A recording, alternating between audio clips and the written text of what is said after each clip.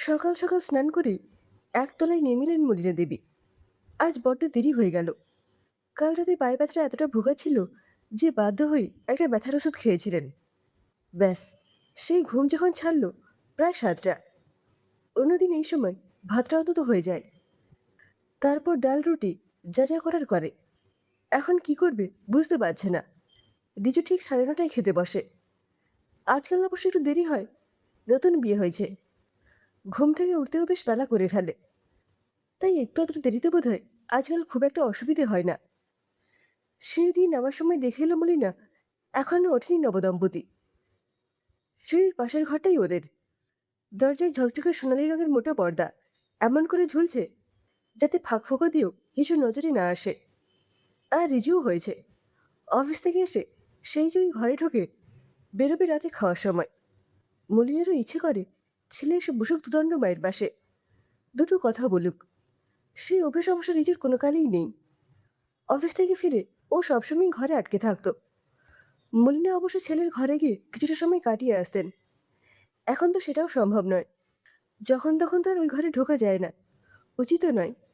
রিম্পা মেয়েটা খারাপ নয়, 1.5 মাসও তো লাগেনি। ও নিজের মতো থাকে।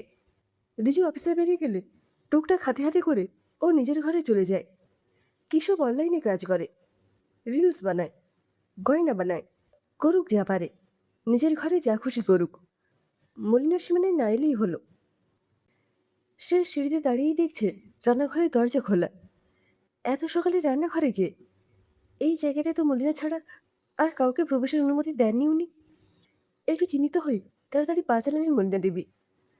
বাইরে থেকে সুন্দর গন্ধ বেরোচ্ছে, বুঝতে পারলেন পায়েসের গন্ধ। এত সকালে পায়েস! ঢুকেই দেখলেন রিম্পা পেছন ঘুরে হাড়ির মধ্যে হাতা ডুবিয়ে কিছু নাড়ছে। উঠে পড়েছিস সকাল সকাল? মলিনা বলতে রিম্পা বলল, কাল রাতে তোমাকে বলা হয়নি, আজ বাবার জন্মদিন। সকাল সকাল একটু যাবো আমি আর রিজু। জানোই তো মা নেই, বাবার ভালো মন্দ যে কোনো দিন মানেই আমি।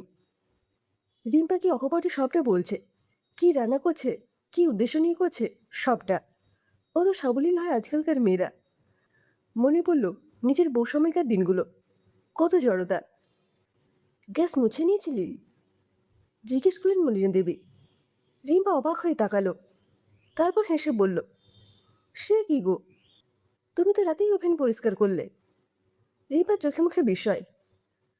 মলিনার একটু বিরক্তি লাগলেও বুঝতে না দিয়ে বলল, আগুন মানে অগ্নিদেব, সকালে থেকে পরিষ্কার করে জ্বালাতে পারলে ভালো। আর রাতে জামা পরেই বোধহয় তুই পায়েস রাঁধতে এসেছিস। সকালে রান্নাঘরে ঢোকার আগে রাতের জামা ছেড়ে নিতে হয়। বলেই যাচ্ছে মলিনা।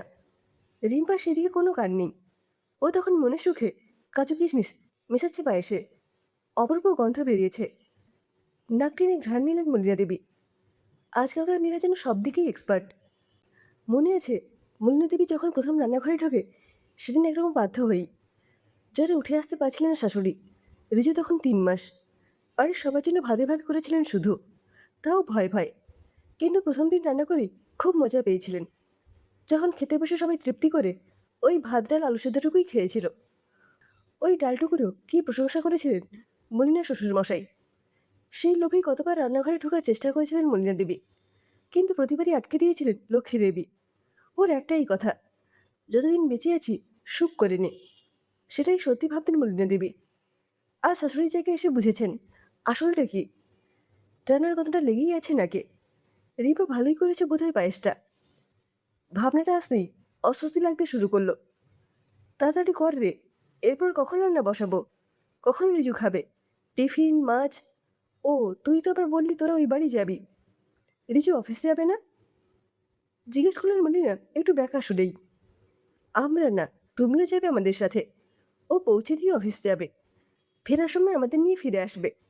আর ওর ভাত ডাল নিয়ে ভেবো না, আমি চিকেন ভাত করে দিয়েছি, তুমি তাড়াতাড়ি তৈরি হও। রিম্পা নির্দ্বিধায় বলে যাচ্ছে, ধরে নিয়েছে মলিনাও যাবে। কী করে এত অধিকার বোধ জন্মায় বুঝতে পারে না। অথচ মলিনা দেবী নিজে যে কোনো কাজ করার আগে শাশুড়িকে 50 বার জিজ্ঞেস করত। যদিও রিম্পার বাড়িতে যেতে খারাপ লাগে না মলিনার।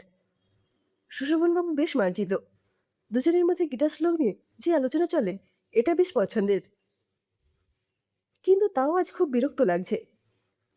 সকালে গ্যাস মোছা নেই, কিছু নেই, চিকেন রান্না হয়ে গেল, সেই ওভেনেই পায়েস। উফ, তুই এটোকারা কিছুই মানিস না দেখছি। চিকেন পায়েস তুই একাকার করেছিস?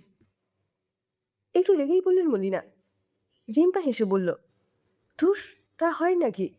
ওই দেখো, চিকেনের কড়াই ওখানে নামানো, আর নতুন হাঁড়ি বের করে এনেছি আমি। বিয়েতে কে যেন দিয়েছিল। তখন অবাক হলেও এখন বেশ ভালো লাগছে। হাতা খুন্তি সব নতুন। তুমি বরং তোমার পুরনোগুলো এইবার বাতিল করে দাও, আমি সব নতুন এনে দেবো। রান্নাঘরে তেল কালি মাখিয়ে কি অবস্থা হয়েছে, আমি চিমনি লাগিয়ে নতুন ঝকঝকে করে দেব। ও তো স্বপ্ন দেখাচ্ছে রিম্পা। মলিনা দেবী তো খুশি হয়ে যাওয়ার কথা, কিন্তু ভীষণ রাগ হচ্ছে। এই হাতা খুন্তি ওভেন, এমনকি তেল কালিগুলো সব মলিনার একান্ত ব্যক্তিগত। কিছু শাশুড়ির, কিছু নিজের, সব নিয়ে রান্নাঘর আঁকড়ে বেঁচে আছেন তিনি। নিত্য নতুন রান্না করলে আগে স্বামী আর ছেলের প্রশংসা করত, এখন শুধু ছেলে করলেই মন শান্তি হয়ে যায়। এটাই ওর পৃথিবী। এতেও যদি কেউ ঢুকতেই চায়, না না, এটা কিছুতেই হতে দেবেন না মলিনা দেবী। ওপরেও রান্নাঘর আছে, কিন্তু ব্যবহার করা হয় না, চাইলে ওটাকে গুছিয়ে নিক। কিন্তু এটা কিছুতেই ছাড়বেন না মলিনা দেবী। কি আছে ওর? না স্বামী, না আত্মীয়, না বাবা। যাও এক ছেলে আছে, তাও ধীরে ধীরে দূরে চলে যাচ্ছে। এই রান্নাঘরটাও যদি চলে যায়, কে নিয়ে থাকবেন তিনি? তাই তো শরীরে যাই কষ্ট হোক, সকালে উঠে এখানে ঢুকে পড়েন। না না, ওকে বলতে হবে, এইসব চলবে না। ওর হাতাখুন্তি করাই এইসব ওর নিজস্ব। ওর মনের কত কথা জানে, তার চোখের জল ওদের ছুঁয়েছে। শোন না, নতুন জিনিসগুলো থাক, ওইগুলোতেই তুই ওপরে রান্না কর। এইগুলো বরং আমার থাক নিচে, এতদিনের অভ্যেস আমার। মলিনা দেবীর বলা কথা শেষ হওয়ার আগেই মুখে এক চামচ পায়েস ঢুকিয়ে দিল রিম্পা। সে কি হবে পরে দেখব, এখন খেয়ে দেখো তো তোমার মতো হলো কি না। চোখ বন্ধ করে পেলেন মলিনা দেবী। কি অপূর্ব স্বাদ! এই স্বাদের লোভে পড়ে গেলে তো ছেলেটা আরও দূরে চলে যাবে। একটু ভয় পেলেন মলিনা দেবী।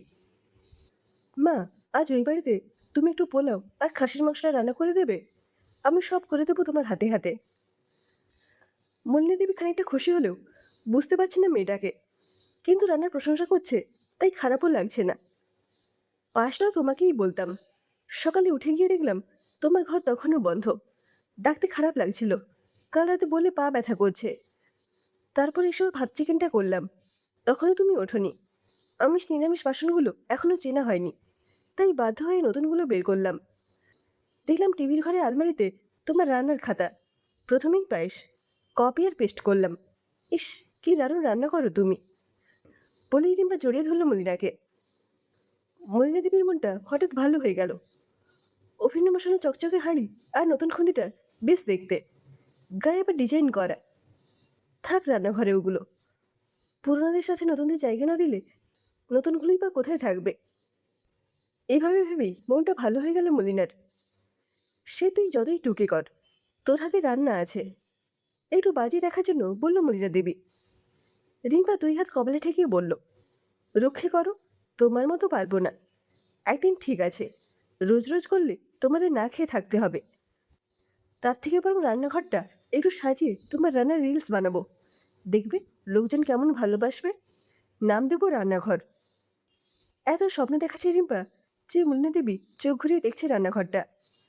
মনে মনে ঠিক করলেন কোথায় কি রাখবেন, কী রং কোথায় করবেন, চিমনিটা লাগালে কেমন লাগবে।